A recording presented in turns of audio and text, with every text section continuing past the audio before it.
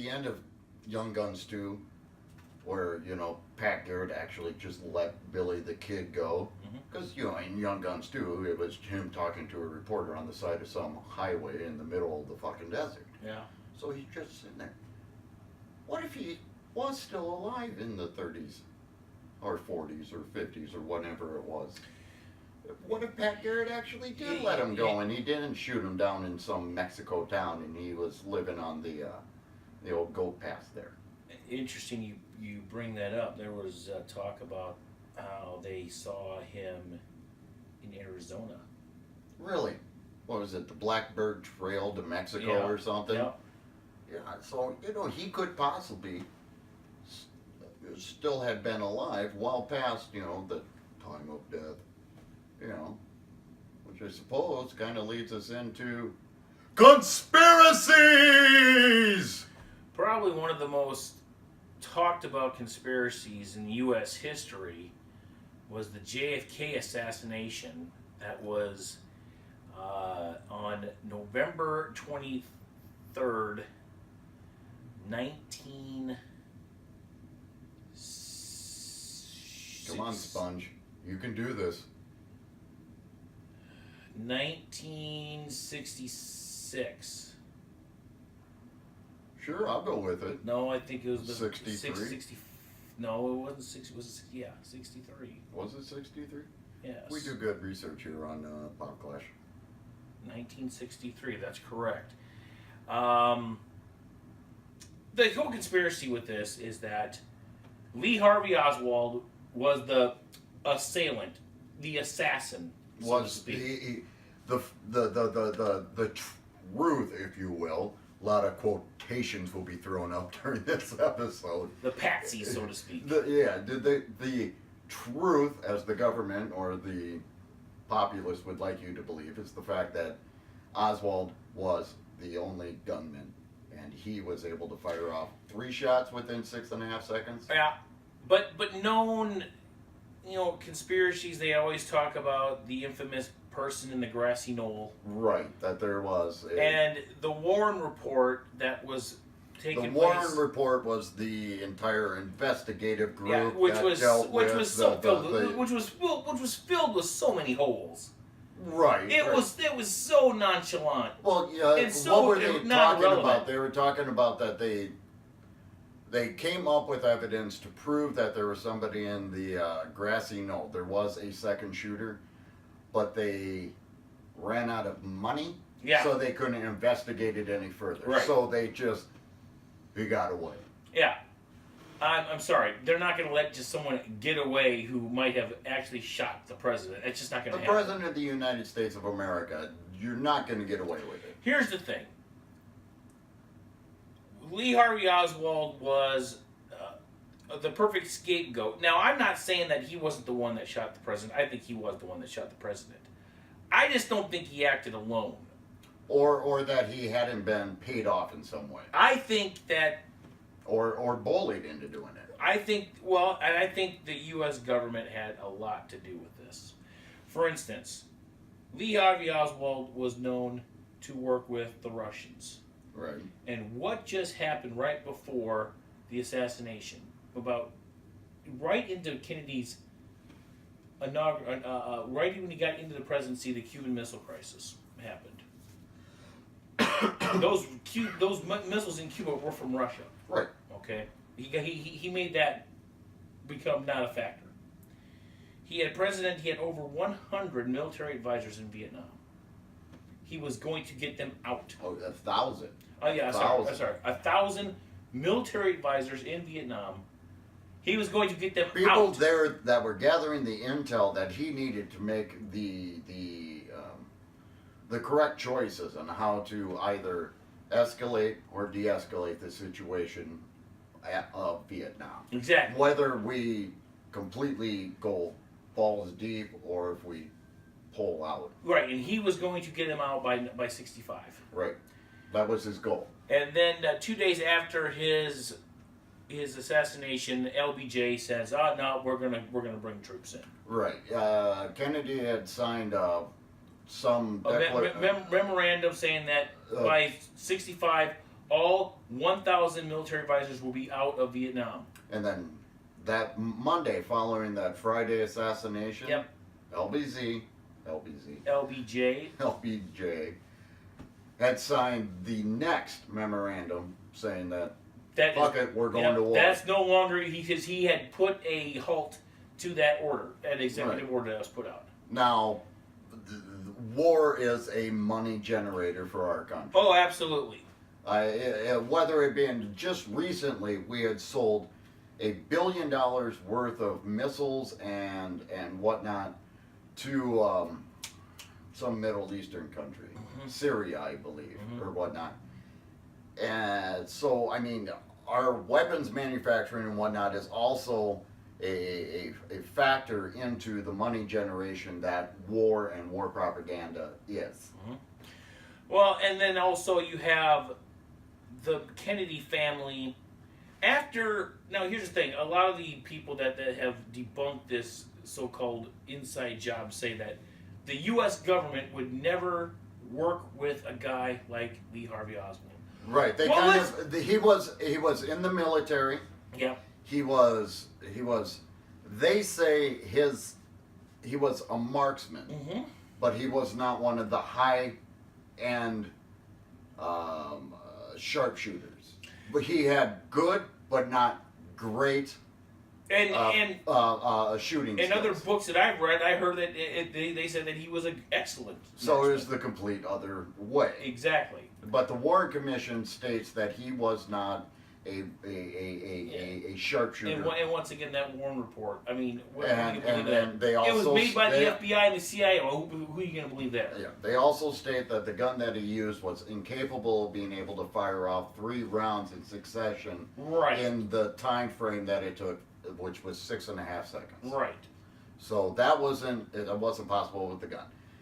His ability to fire off those 3 shots and get 2, one chest, which hit also the governor. Yep. Which the limousine that they're driving, the Lincoln one. If you have not seen, there is a what was the name of the video again? The one that captured the entire assassination, the parade around the bend, which we'll get into about the. They say that 100-degree turn, 180-degree turn is not allowed. Right. It has to be a 90-degree, but you say that's bullshit. Yes. There was a film that was shot. I can't remember what the name of it is now. The war. I keep thinking the commission, but it was the Zamboni. No, Zambrodi. No, come on, help me out here. So some to that aspect. Yeah. There was a film shot. There's a documentary that they spent like 8 to 10 years recreating frame by frame this 8mm film that was shot the day of the assassination on Elm Street. Yep. There in Dallas, Texas, where they actually took each frame and then recreated it in a computer graphic simulation. Now the Lincoln, I'd like to preface the fact that we have been awake for going on 20 hours now. It was a Lincoln. Yeah, a Lincoln limousine. Yeah. Limousine. And the front seat sat down lower than the back seat. The back seat was higher. Yes. So, being fired upon by the rear, when it entered into Kennedy's shoulder, the first shot, it went into the chest of the governor. Yep. That was sitting in front of him at a lower elevation in the vehicle. But then the second shot that fired, that did the actual kill shot, because the third shot didn't do anything. The first shot missed completely. It was the other way around than what I had it? Yes, Okay. the first shot missed. And that's when people thought, well, okay, and this is another. Eyewitnesses say that it sounded like a firecracker. Okay, anybody, including Secret Service members, know what a firecracker sounds like in a rifle shot. Speaking of the Secret Service, did you hear about the conspiracy that it was actually a green a new Secret Service agent whose automatic weapon, he had dropped it with the safety off onto the floor of the vehicle behind, that fired through the vehicle and struck Kennedy. That was bad. Yeah, that was a bad one. Well, that doesn't make much sense. No, but considering they have to go through the engine block if it fell on the floor. Well, sure. You know. But anyway, the first shot missed completely. The second shot hit him in the shoulder. Exit wound then struck the governor. Now, in the video, you see the shot. Now, you don't hear it. Right. But you see it, and you see that he gets like this in position, like right. And then he starts leaning forward, and then his wife starts going, "What?" And at that time, then you see a really good picture.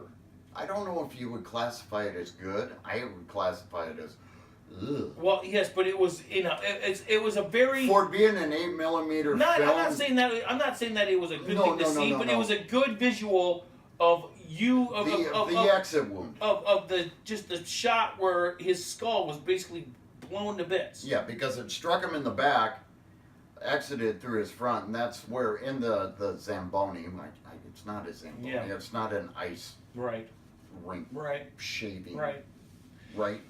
But and then you see, I mean, then she slumps forward. Kennedy tries to get out to the back of the car. The Secret Service pushes her back in. So when they found Oswald's position in the motel or what, the school's depository. Right. The book suppository.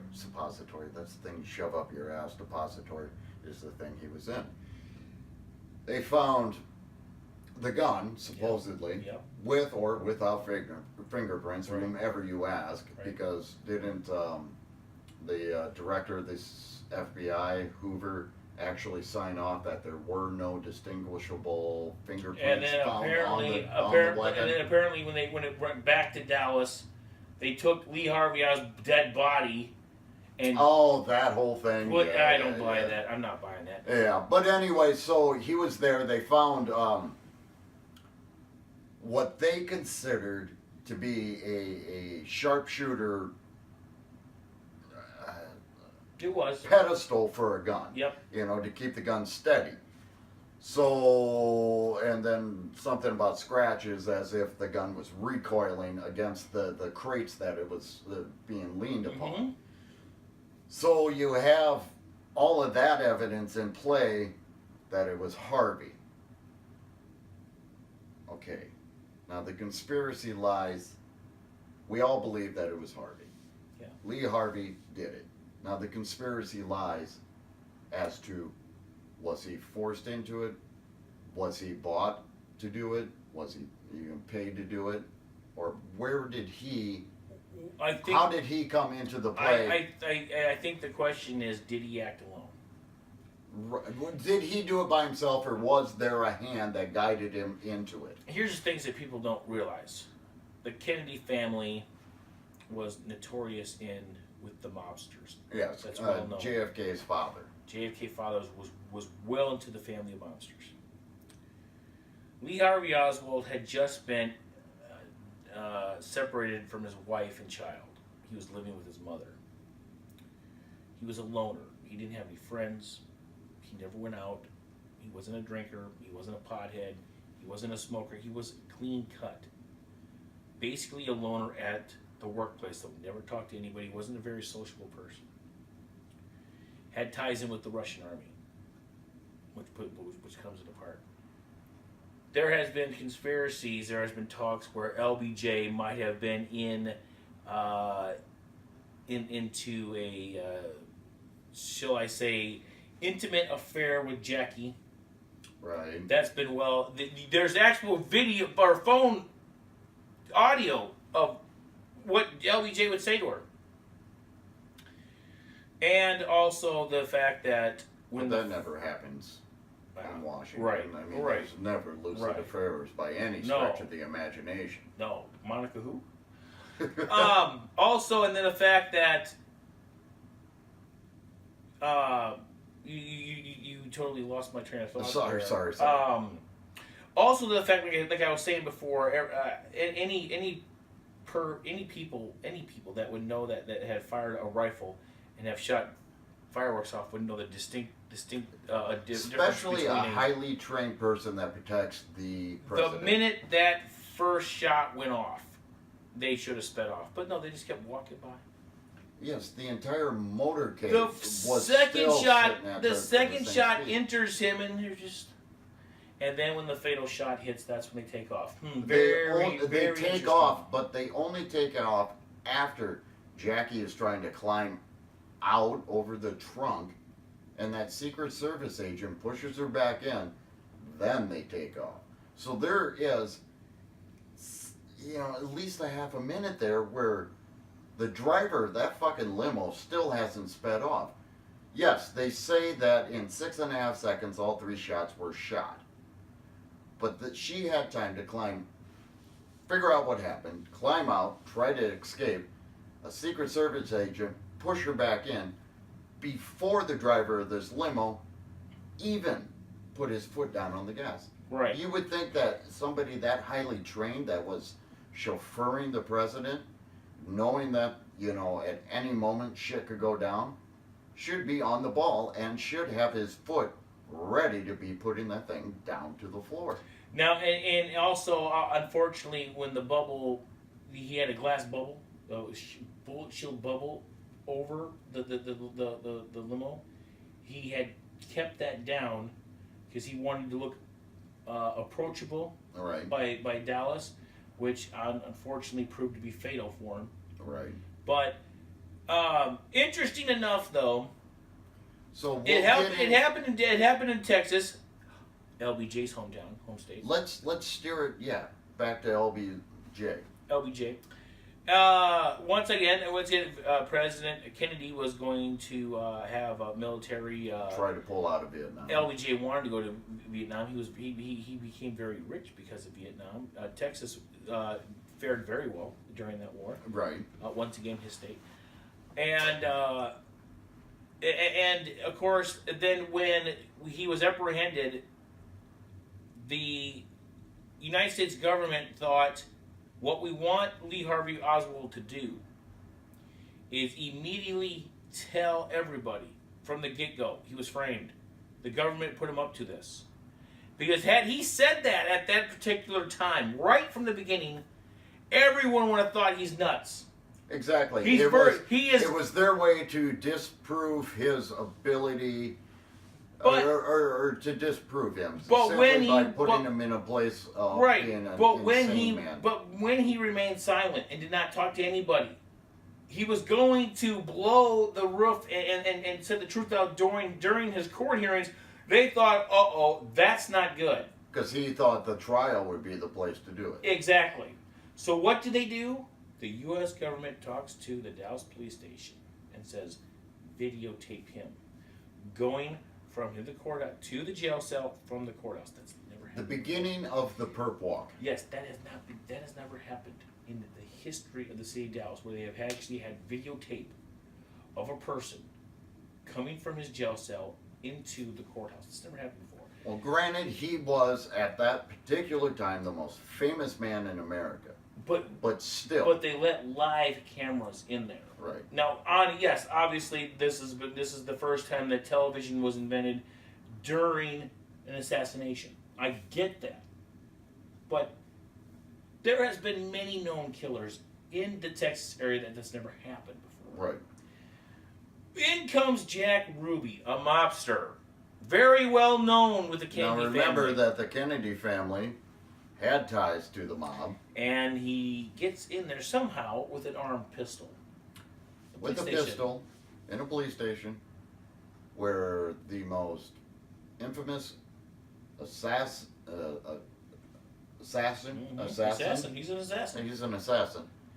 Is being held and then going to be paraded in front of cameras out. And he gets shot by Jack Ruby. Straight up murdered.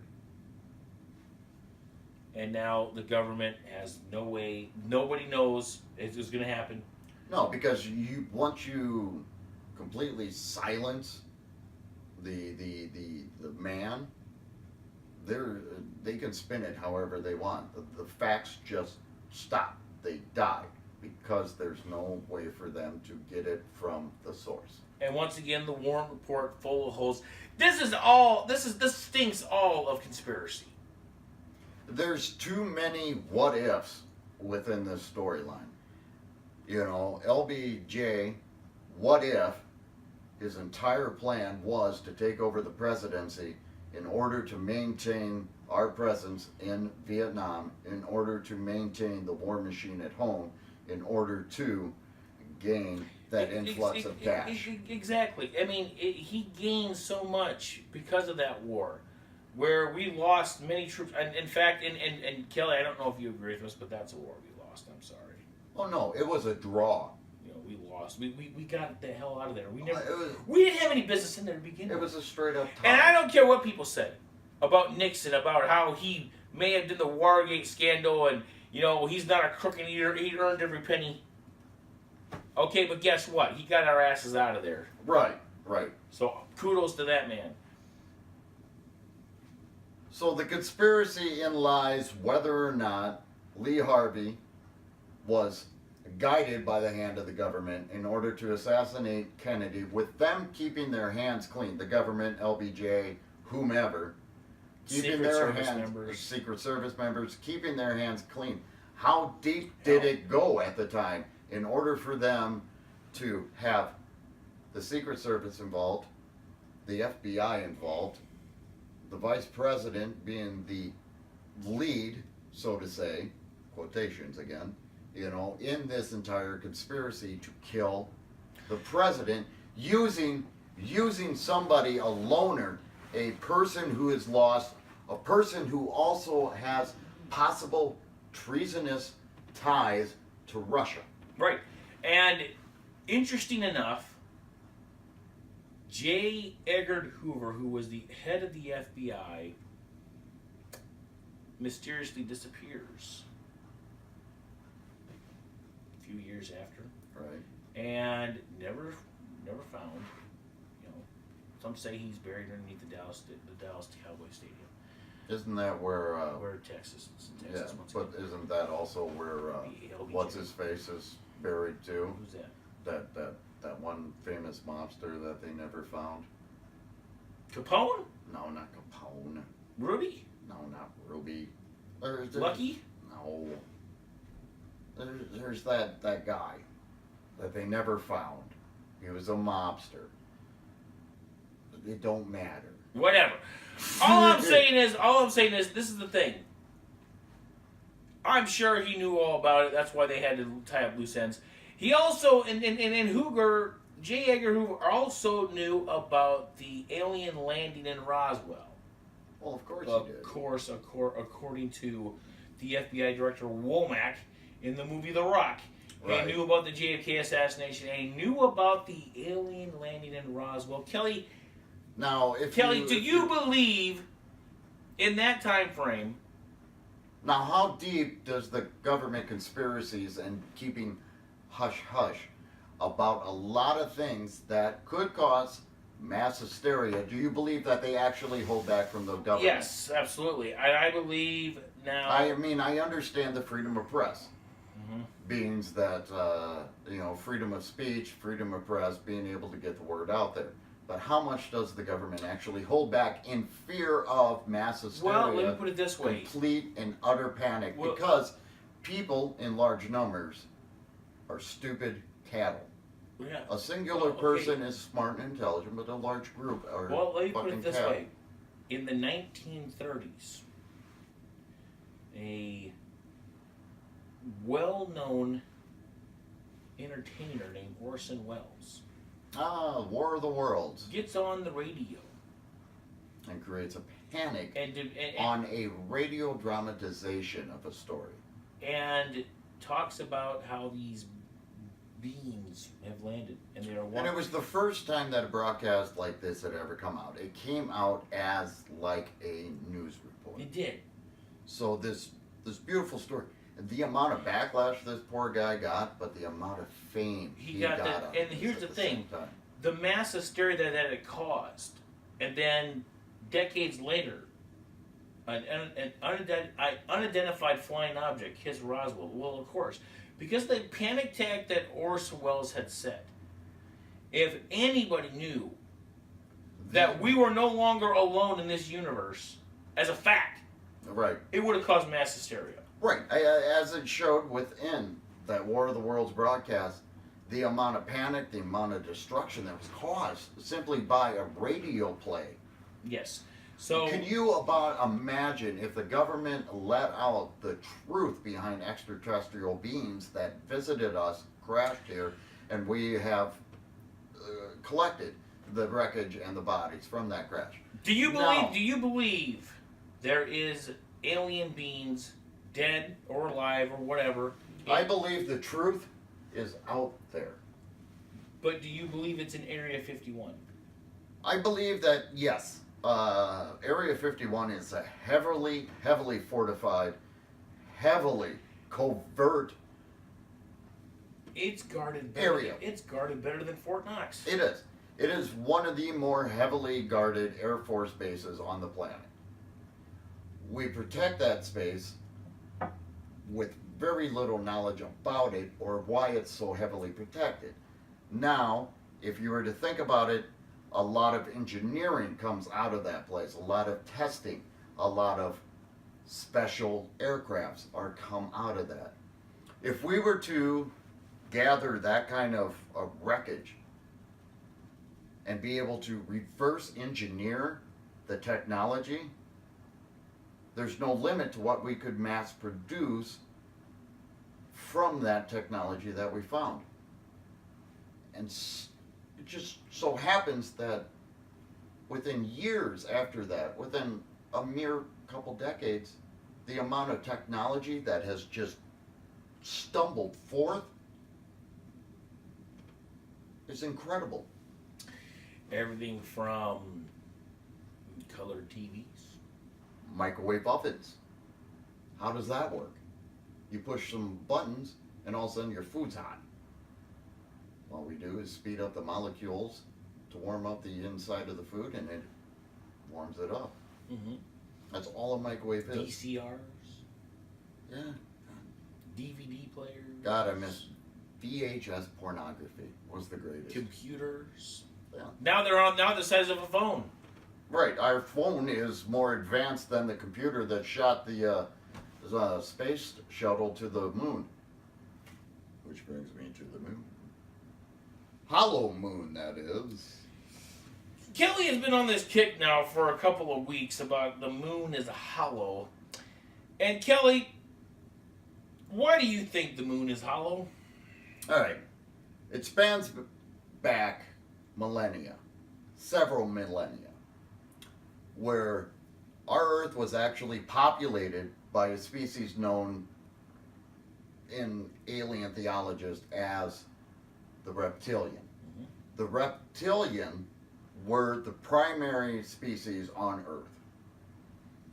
Now, a race from a different solar system came to Earth and found that Earth was a very habitable, very, I can't think of a better word, nutritious planet, being the minerals, the ores, and the general makeup of the planet for them to be able to harvest and take back to their planet and use in their manufacturing or what have you. Mm-hmm.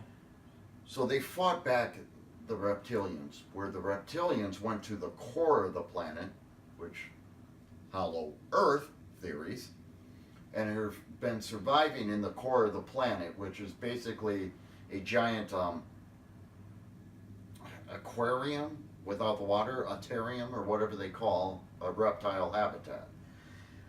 So now you have the Palladians on the Earth. Well, they're not going to do all the work themselves. So they genetically engineer and produce the human race. They grow us. They create a slave labor force, which is us, the human race, here on planet Earth. So they're using us to mine and get all the minerals and materials that they need to take back home for whatever reason. Maybe there are just going planet to planet and getting all the resources to take back to their planet because they've resourced it out, because they are a highly advanced species. Years, maybe hundreds of years, maybe a millennia or so later comes the Asgardians. Now the Asgardians are a more peaceful group of interplanetary peoples who fight off the Palladians in order to save us. Once they fight off the Palladians, they nurture, they help develop us, develop our thinking, develop our brains, develop our technologies. That's where you get your pyramids, your godlike images from ancient civilizations who have drawn, you know, the people from the stars, the gods, the aliens. The Asgardians were those people. They were our salvation. They were the ones that helped bring us to where we are now, basically killing each other. Now, if you think about it, the moon is the largest orbiting satellite in our solar system. No other moon around any other planet is even close to the size of our moon. Our moon is gigantic in comparison. Our moon keeps us in an orbitary stasis and keeps our magnetic poles from shifting. It creates the tidals, or the tides and the waves. It creates the lunar cycles that helps our entire planet survive. Without it, we wouldn't have seasons. Now, was it just a fluke of nature that this giant rock happened to stick with us? Or is it possibly a space station that the Asgardians had flown here and used that as a base of operation in the in the war they had with the Palladians in order to save us from slavery? Also, another interesting theory that I brought up earlier during our war room discussion was the fact that as our technology now, the question is, do we believe in aliens? Kelly, do you believe in aliens? Of course I do. It would be almost arrogant to presume that we are the only life in a ever expanding universe. The universe is infinite, okay? And to think that we are the only ones in this solar system or this one in the galaxy is ridiculous. Yeah, I mean the galaxy. Now, my opinion is now we don't have the technology yet. We're getting there. We're very to get close. beyond Pluto. Now, I don't care what astronomers say or what scientists say. I believe Pluto has been reinstated as a planet. Fucking right it has. I read that. I had no problem with Pluto. So they've sent out a satellite. A satellite is about to pass Pluto and go to the outer reaches of our solar system and start snapping photos and bringing it back. That is in 2017, several billion years after this planet started, we are finally getting out there. What's to say that there are not older solar systems, even within our own Milky Way galaxy, that doesn't have civilizations or planets that are older with life on it that have exceeded our technological advancements and have created thousands years advancement. Right, and the whole thing is you know, we all think that the alien race, wherever they may be, is far more advanced than we are. Right. Who is to say they didn't put the moon to study us? Right. They couldn't do it from their solar system or from their area, so they brought a satellite like we are doing right now to monitor this solar system. So they camouflage this thing to look like the moons that already are within our solar system. But they have to make it large enough for a generational based space station. Oh, and of course we talked about how with the Asgardians having the space station, it was Well, that's a theory. pretty much like it was a shiny space station, but over time with the meteorites. After the Asgardians left us, they left this thing Yep. in our orbit.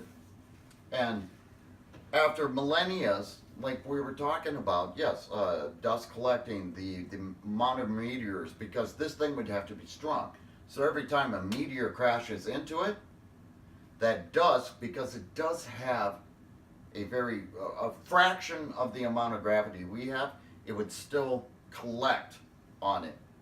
Who's to say that this didn't start out like the fucking Death Star and turn into the moon with the collections of, layer upon layer upon layer of space dust and space rock and impact craters from these meteorites, Right, exactly. Which is an interesting theory. Right. Very interesting theory on that. And But who's the thing? back to yours saying that it was maybe a study vessel that was flown here from another solar system or planetary grouping about that it was flown here as basically a duck blind for them to be able to study our advancement. Now that brings us back to Roswell. Now Roswell happened after we started testing atomic weapons, which was in the basic neighborhood of that area within Nevada and Arizona. We started blasting the fuck out of our deserts simply because it was simple and it was there. And if you ever want to see the outcome of that, watch The Hills Have Eyes. 1 and 2, both are Wes Craven's and the remakes. Yes. Yeah. So we're now sitting at a point in our technological evolution where we've made such nuclear advances that the obvious next step is interstellar, using those advances to come up with an interstellar propulsion system that we do not have to create these generational space ships that are one generation after another generation to make it to the other side of our solar system within however long it takes, or to reach another solar system 200 years later. Once we gain that knowledge, we're able to fly out almost at the speed of the light. We mathematically, based on Hawking's, are unable to ever be able to reach the speed of light. It's infallible, according to his mathematical reasoning. That's not to say that some others, more advanced society in space hasn't come up with a solution of faster than light technology in a propulsion system. So going back to Roswell and that crash, which is a huge conspiracy, we're not really going to cover it, it's more of a leaping board for our discussion now, is the fact that because of our nuclear testing, I believe that that's what started more visits and more interest in our planet from extraterrestrial people. They may have placed that there as a duck blind, as a science station for them to study us, but once we started doing that, well, shit, we need to get a closer look at these people. I think,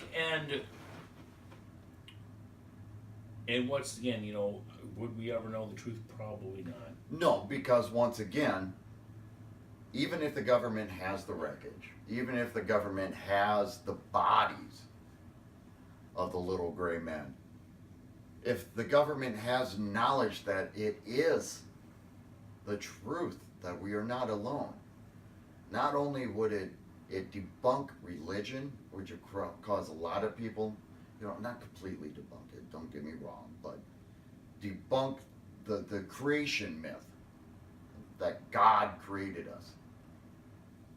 It would also debunk, or it would cause a mass hysteria.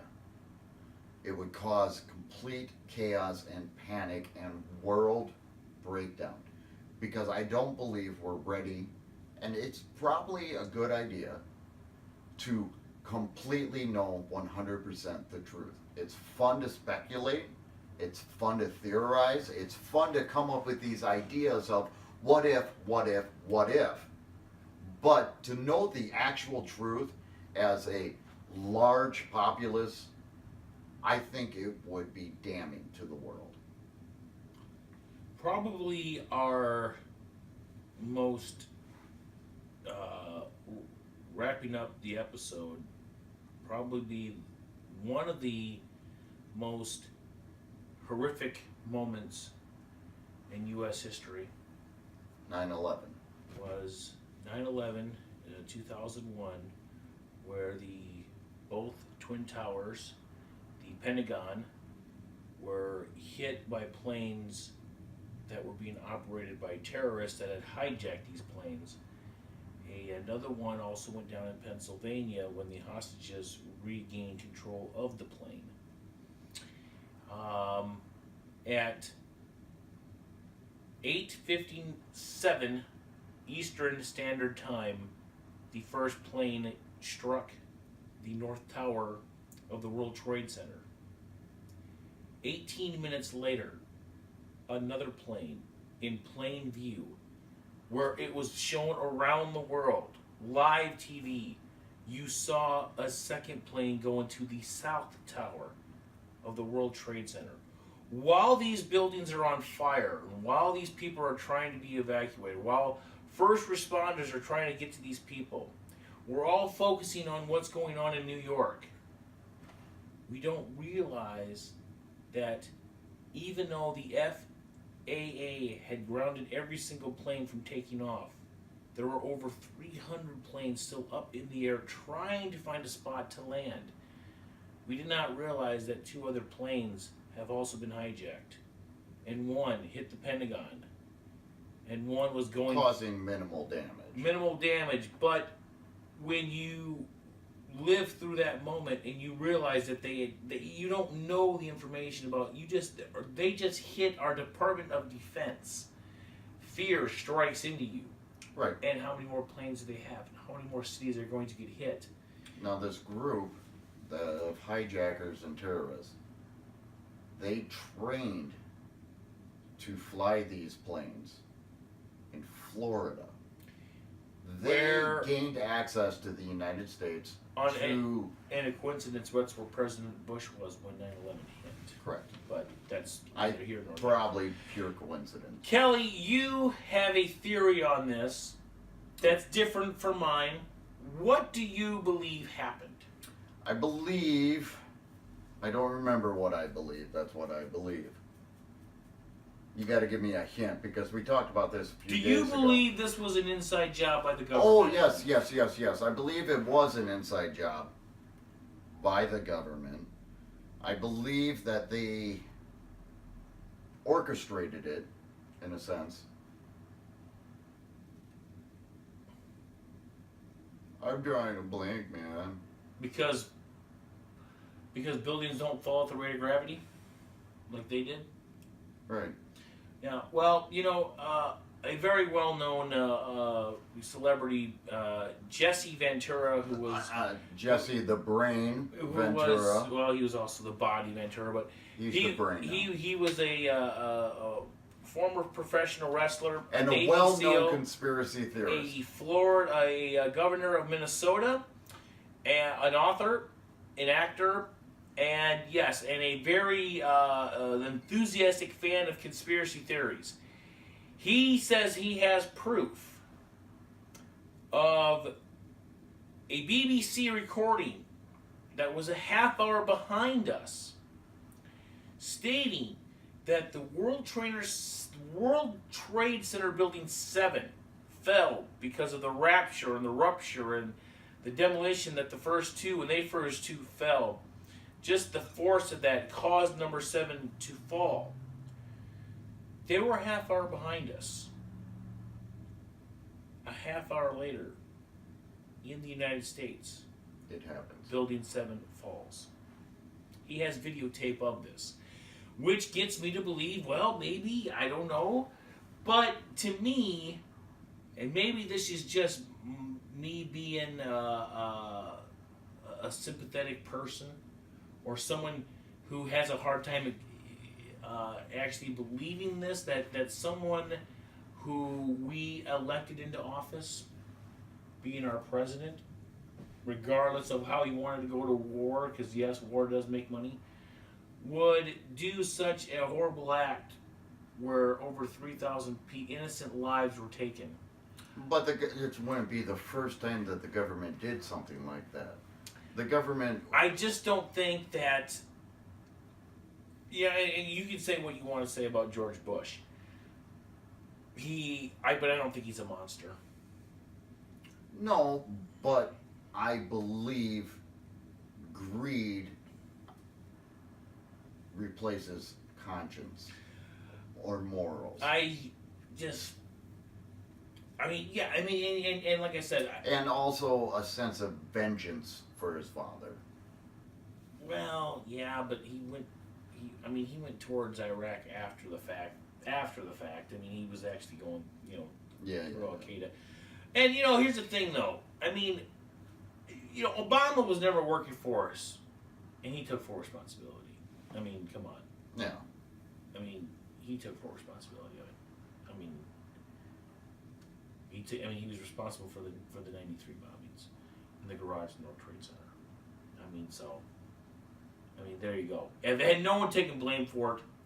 The amount of actual terrorism that happens within the states that isn't reported is fairly large. Ruby Ridge, for instance, yes, he was profiled as, a white supremacist, as a leader of, or not a leader, but a member of a large anti-government society. His family was basically gunned down by the, ATF and the U.S. Marshals. Mm-hmm. That instilled a little more hatred in McVeigh, who was responsible for the bombing. Oh my God! Oklahoma City. Thank you. Blinked on that one. That's horrible. But he was, responsible for that. He really picked up steam towards that goal after what happened on Ruby Ridge. So terrorism may be caused by the government or because of the government. Well, interesting you say that because, not to get too political, but we did kind of form ISIS. We gave them the weapons. Right, but we can also shut them down whenever we want. We're just not willing to because we've still got a pretty good thing going on over there. Okay, this is a topic that we did not tap into. What are you talking about? Well, like we've always said, war makes money. Yeah, but I don't know. We just sold $1 billion worth of weapons. Maybe I had too much faith in the country. I have faith in the country. I have faith in the people of the country. The people that run the country. You don't like Donnie T? Donnie T loves you. Who loves you, baby? Donnie T loves you, baby. So anyway, really, anything that we just spoke about is up in the air. I don't think we'll ever find out who the fuck killed Kennedy truly, or the reasoning behind why Kennedy was shot. Will we ever discover definitively whether or not aliens exist? We'll never know until they come down and say hi. Do we know? Will we ever know? If it was an inside job to create a war? 9/11? Oh, obviously we knew it was going to create a war. But was it the government doing it? Interesting though, another thing that you didn't bring up that you should have is that when we went into Iraq because they were harboring terrorists, which they weren't, and they had weapons of mass destruction, which they didn't. But it's amazing that after that war, Halliburton stock went up dramatically. And who is one of the chairmen of Halliburton? War is a goddamn profit machine, Dick brother. Cheney And boy, how about that? They got the contracts to also rebuild Iraq after we bombed it. So I tell you what we need to stop doing is trusting our vice president. Yeah, he's yeah. LBJ, vice president, puts us into Vietnam. Cheney becomes rich after the Iraq War. We gotta stop trusting vice presidents. Yeah, and hell, Vice President Andrew Johnson, he was the Vice President of Lincoln. He got impeached. Hell, Hey, Aaron Burr, who was Thomas Jefferson's vice president, shot Alexander Hamilton, our very first Secretary of Treasury. Vice presidents are evil. They are. If you start thinking about it, they're fucking evil. Hell, Al Gore. Enough said.